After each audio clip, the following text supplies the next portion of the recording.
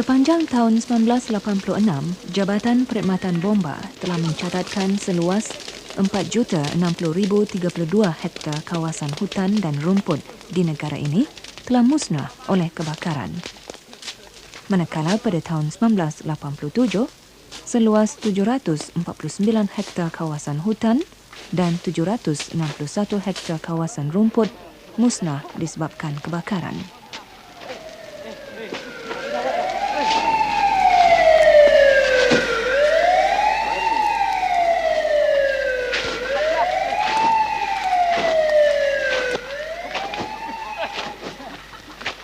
Kejadian kebakaran biasanya berlaku pada musim kemarau antara bulan Mac dan April. Kebakaran lazimnya berpunca dari kecuaian manusia dan ada kalanya dilakukan dengan sengaja.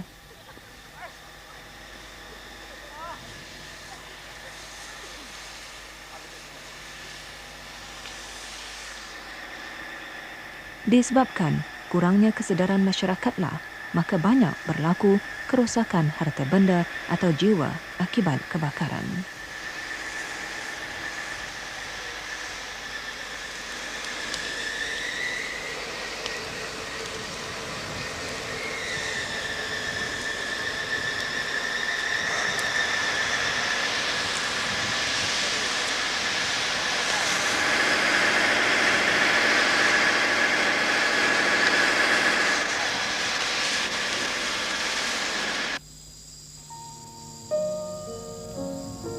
Kebanyakan kawasan hutan yang musnah akibat kebakaran menjadi tandus dan kering kontang.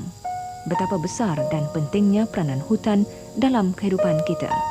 Maka sewajarnya lah kita menghargai hutan dan mencintai alam sekeliling kita daripada hancur musnah dimakan api.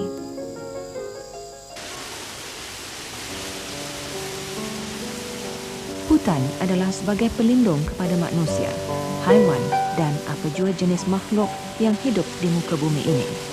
Hutan juga menyediakan pelbagai sumber makanan dan kehidupan kepada manusia dan kesemua makhluk yang bernyawa.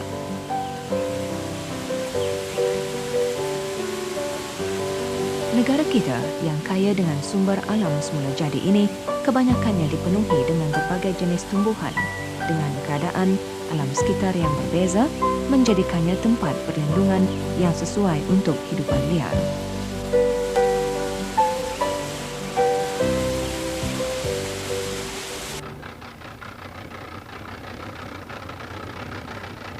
Hutan bakau merupakan sebahagian daripada tumbuhan tropika dan banyak terdapat di negara kita.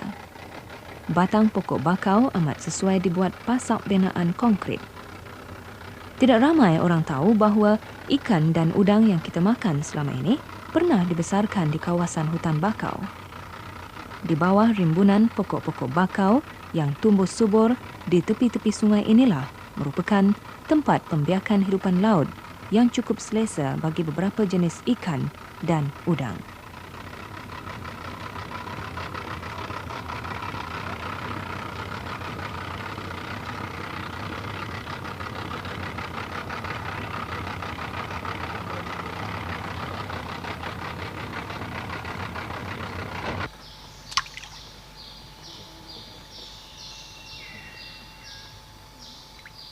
Lazimnya, kawasan hutan bakau menyediakan berbagai sumber makanan termasuk plankton, lumut halus dan rumpai laut yang menjadi kegemaran hidupan laut seperti ikan, udang, ketam dan kerang-kerangan.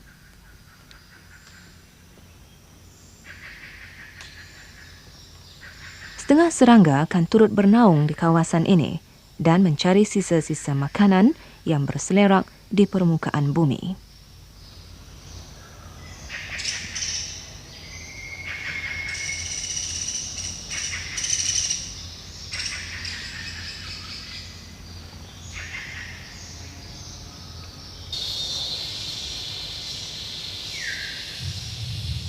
Kajian terhadap bentuk horizon tanah biasanya menjadi tanggungjawab Jabatan Perhutanan bagi menentukan bentuk lapisan bumi yang terdapat pada satu-satu kawasan. Kemudian mengenal pasti tentang kesuburan tanah berdasarkan kepada warna dan gamburan setiap lapisan tanah.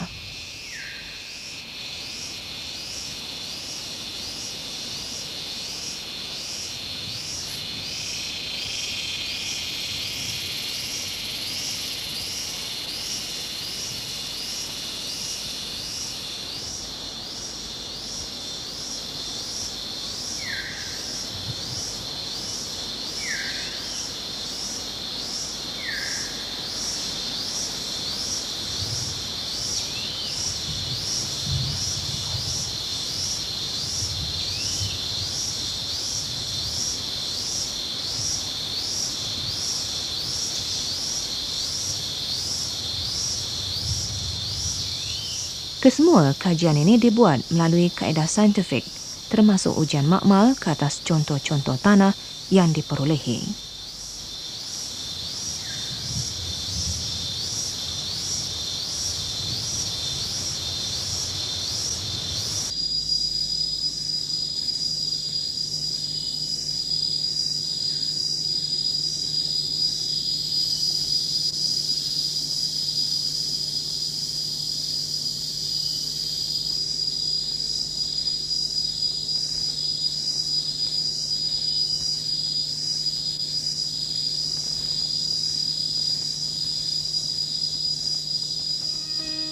Hujan yang turun sepanjang tahun di kawasan hutan tropika selalunya menyerapkan bersama segala zat baja di permukaan tanah ke paras bumi dan meninggalkan sejumlah besar zat oksid besi yang kemudiannya menjadi racun kepada tumbuh-tumbuhan.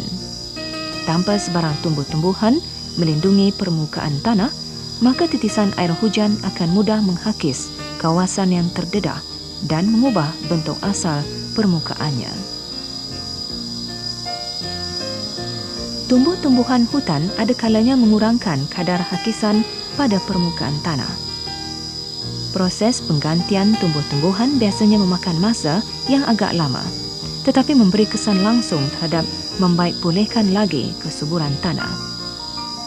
Apabila titisan air yang mengalir terhalang oleh pepohon kecil, maka secara langsung air akan menyerap ke dalam bumi dan seterusnya mengurangkan proses hakisan tanah. Di kawasan hutan tropika juga terkenal dengan jumlah hujan yang banyak sepanjang tahun.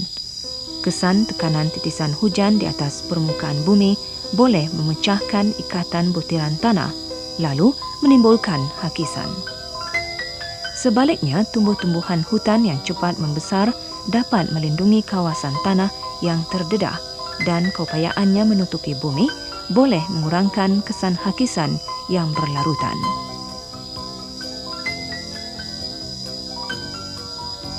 Tumbuh-tumbuhan hutan dengan daunnya yang hijau berkilauan boleh membantu membalikkan sebahagian dari bahang matahari ke angkasa dan membantu menyejukkan lagi permukaan bumi pada siang hari. Menurut kajian adalah dipercayai bahawa hutan memainkan peranan penting dalam menstabilkan suhu di bumi. Pohon-pohon kayu yang berceracak di sana-sini dapat mengelakkan cahaya matahari bersinar terus sampai ke bumi dan berupaya menghadang bahang panas, seterusnya bertindak melahirkan radiasi yang cukup rendah. Dalam kajian ini, beberapa percubaan dibuat bagi menentukan sukatan hujan yang turun pada sepanjang musim. Alat pengesan kekuatan resapan cahaya matahari dipasang di permukaan bumi bagi menentukan banyaknya cahaya yang meresap ke permukaan bumi, termasuk mengesan kelembapan udara di persekitaran hutan.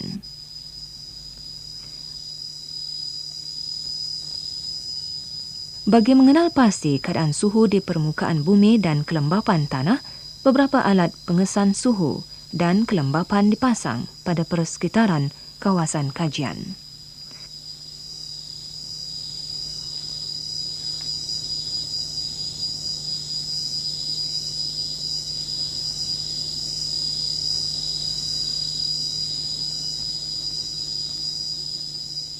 Apa jua maklumat yang diperolehi dari alat pengesan yang dipasang di kawasan plot berkenaan akan dihantar secara automatik ke pondok kawalan dan dirakam ke dalam data-data komputer.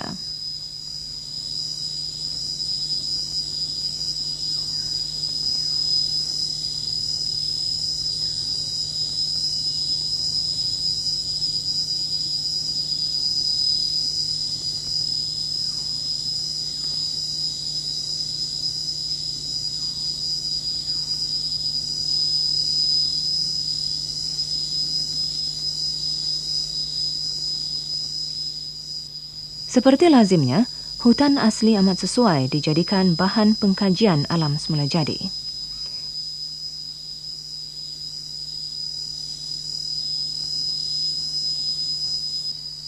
Dari kajian ini, ketinggian pokok dan besarnya diukur setiap 6 bulan menurut kebiasaan, termasuk sukatan panjang dan lebar daun berkenaan. Catatan seperti ini dianggap penting sebagai bahan rujukan perhutanan.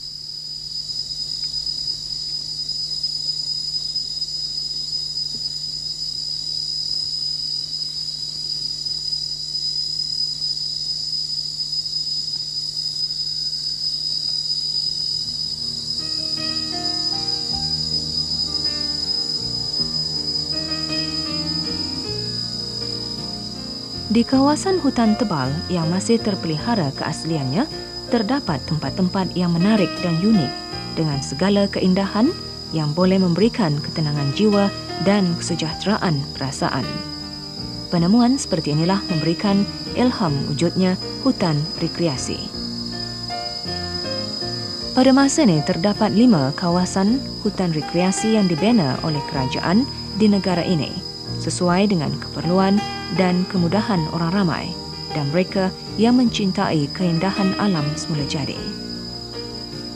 Hampir kesemua kawasan rekreasi di negara ini dilengkapi dengan tempat-tempat rehat, lorong dan jalan-jalan kecil kawasan jogging, kolam mandi dan sebagainya sesuai sebagai tempat perkelahan dan beristirahat.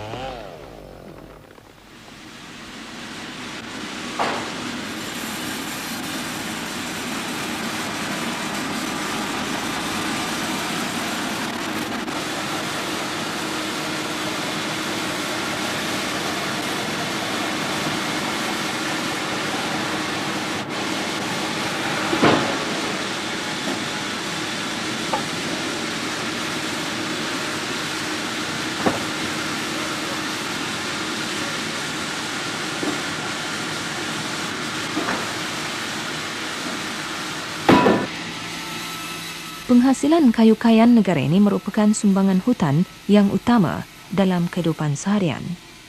Hasil kayu kayan bukan saja untuk keperluan dalam negara, tetapi ianya juga diusahakan untuk luar negeri seperti Eropah dan Singapura.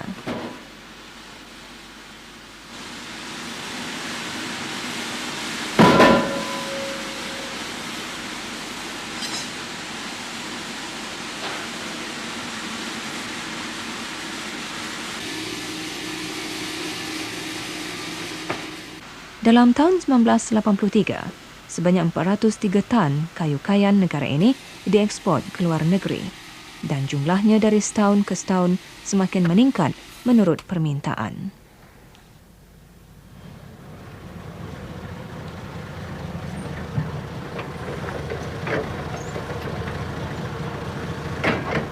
Bagi mengekalkan mutu dan keteguhannya, kepingan-kepingan kayu atau papan akan diawetkan dan dibubuh racun serangga supaya tidak mudah reput atau bubukan dimakan anai-anai atau serangga yang sejenis dengannya.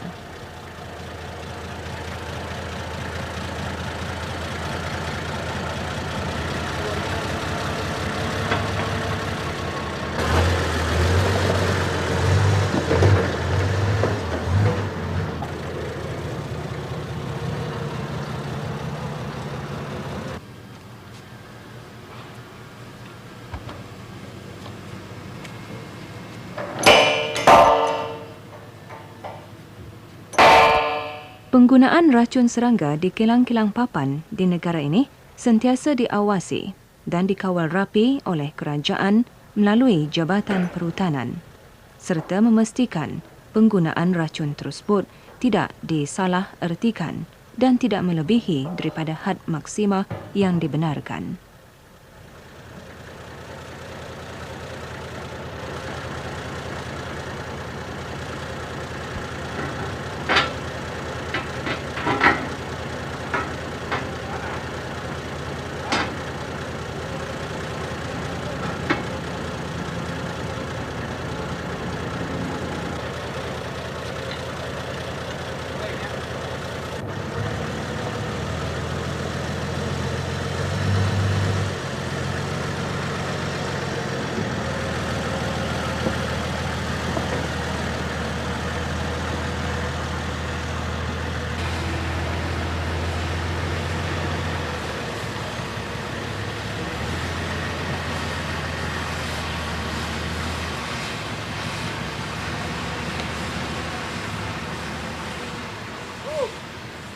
bagi sektor pembinaan, pembuatan alat-alat perabot, hiasan rumah dan sebagainya memerlukan sumber hutan yang bermutu tinggi serta cekal keteguhannya.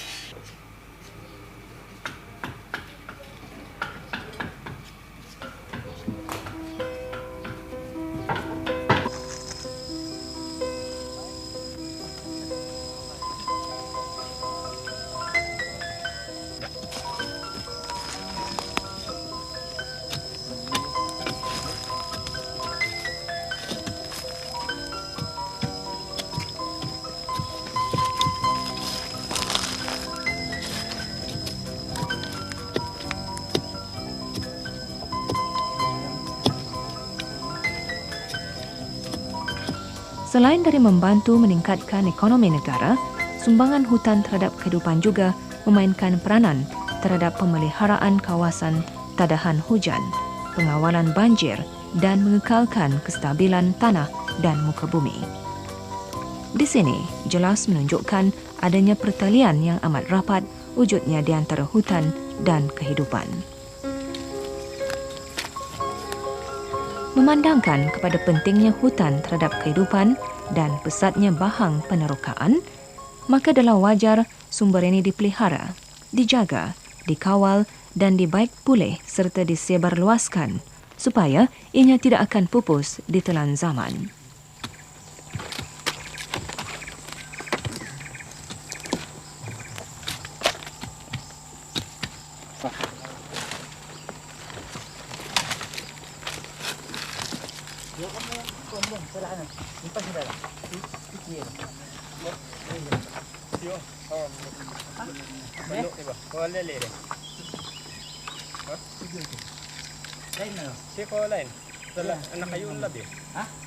Berdasarkan kepada pengurusan yang lebih sistematik, tepat dan berkesan, sumber hutan pasti dapat dihasilkan secara berterusan dari semasa ke semasa dan berupaya kembali kepada tahap asalnya.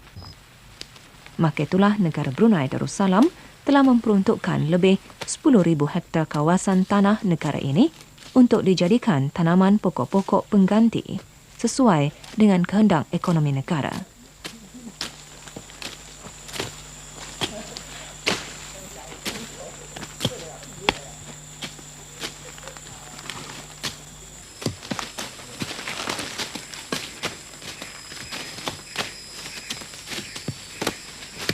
Hutan dan kehidupan, dua faktor penting yang menjadi punca kepada kestabilan alam sekitar.